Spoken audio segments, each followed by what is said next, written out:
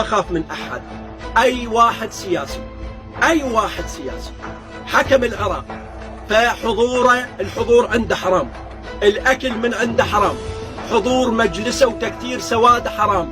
أي واحد لا تجي تقول لي سيد مقتدى، ولا تجي تقول لي المالكي ومدري منو، أي واحد ما أخاف ولا أستحي من قولة الحق. مرحلة ايش تحتاج اليوم؟ تحتاج قيمة، لو قيم تحتاج قيم مو قيمة. ما حد ماكل؟ ايش عندنا مجاعة افغانستان احنا؟ لازم الناس تجدوره وبالبيبان وناس طق بناس. مجاعة مال افغانستان مو هذا الحسين.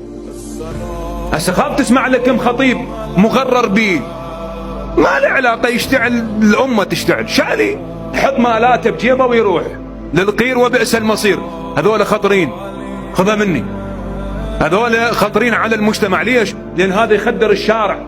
احنا رايدنا واحد الكلمة الأخيرة: كل من يدعي أنه حسيني ويدافع بكلمة واحدة عن أي نائب أو وزير أو زعيم في لبنان أو العراق هو كاذب فاسد شريك معه أيا من كان يكن، وسيحاسبه الله، وسيكون الحسين عدوا يوم القيامة في أنه يستعمل اسمه وشعاراته وثورته لأجل أن يضحك على المستضعفين ويستغل قلوب المحبين ويستميل المستضعفين من الناس إلى جنبه ولأجل مشاريعه. سيحاسبه.